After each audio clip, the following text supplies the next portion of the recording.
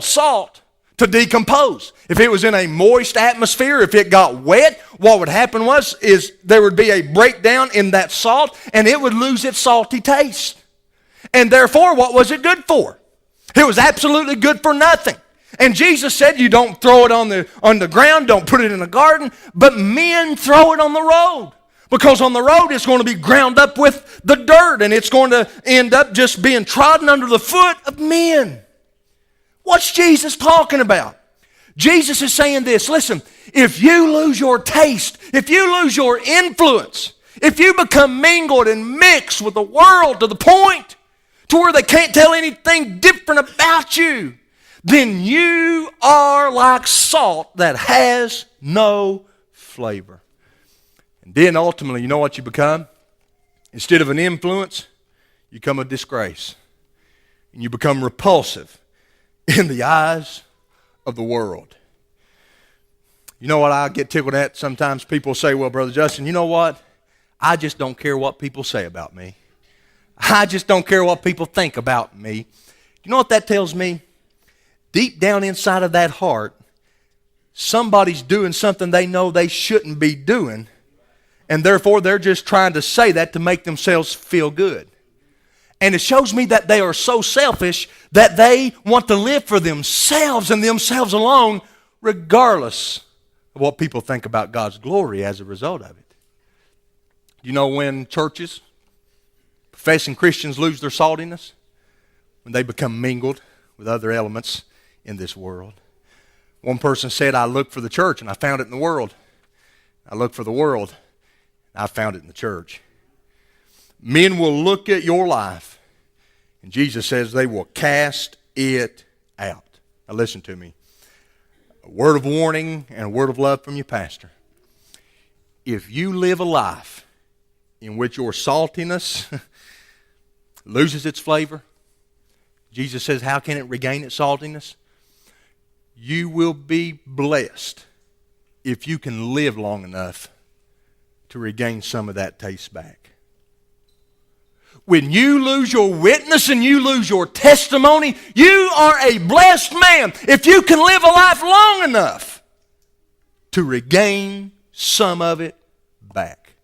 You say, well, I don't care. Well, that means you don't care about God's glory, because that's how God gets glory out of our life. He says, don't be like unsalty salt. Don't be like a dim light. Look in verse 14. You're the light of the world. A city that's set on a hill cannot be hid. Neither do men light a candle and put it under a bushel or a basket, but on a candlestick or a lampstand, and it giveth light unto all that are in the house. What's Jesus saying? Jesus is saying, now I'm talking about light. They didn't have electricity in that time. So the way they lit their homes at night was they would light a candle, and they would not set the candle on the floor, because a candle set on the floor does not give out as much light as a candle that's set up on a mantle. When you set that candle up on a mantle, it gives out more light. It's almost like when your electricity goes out. You start trying to put candles and lanterns, and you set them up as high as you can, because as the light goes out, it influences and covers more territory. But Jesus says, you don't light a candle and stick a basket over top of it. I used to do that all the time whenever I was at home, a little boy. I'd have a flashlight, or I'd have a game that lit up, and I'd know that you wasn't supposed to have it. I'd wait till everything was out, and what I'd do is I'd turn it on, and I'd pull the covers over my head, and I'd lay underneath there, and I'd play. Why? Because the covers hid the light. The light couldn't get beyond the covers. Well, Jesus says in verse 16, let your light so shine in this manner. Jesus says, don't do that. Don't light a candle, put it on the top of a mantle, put a basket over top of it. Don't do that. But here's the manner in which you let your light shine. You let your light shine, you lift it up, and it will give light unto all that are in the house. What are some baskets that will dim our light? The same thing that will steal our saltiness. Being like the world, acting like the world, doing the things of the world. When we look like the world, act like the world, talk like the world, have the morality of the world, you know what that may be a good indication of? We are of the world. Jesus says, my people are not. They're in it, but they are not of it. You know what my heartbeat is? I want to be able, after my life is over with, to have the testimony of John the Baptist. Jesus said this of John. He was a bright and shining light. He was that light that shone. And I know that I can have that if I will have the boldness and the love and the desire for the gospel of a Paul in Romans 16, where he would say, I'm not ashamed of the gospel of Christ, for it's the power of God unto salvation to everyone that believeth. And if we will not be timid and not be fearful, but we will live for Jesus Christ, regardless of the culture and the world we live in, then we will bring honor and glory to His name. Because we will be salt that would add a godly flavor to those we're around. We'll be light that would dispel the darkness that comes our way. And the ultimate purpose of our life will be fulfilled. That they, the world, may see your good works and glorify your Father, which is in heaven. That's the heartbeat of God's people. Here's what I want to ask you. What's the heartbeat of your life? We're in church,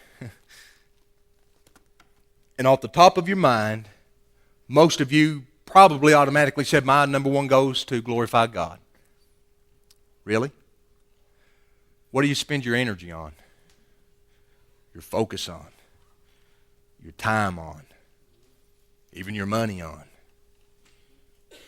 That tells you what your chief end in life really is. Some people, your chief goal in life's money. That's all you care about. Some people, it might be a job. For some people, it might be your family. For some people, it might be a hobby. For some people, it's your own sinful pleasure. And if that describes you, that means you've got one goal in life. That's yourself. Doing what pleases you.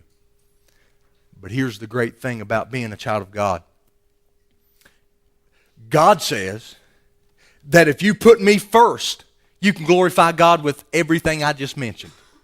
If I am number one, you can glorify me in your money. You can glorify me with your job. You can glorify me in your family, with your hobby. And if you glorify me, I'll be the greatest pleasure you have ever experienced in this world.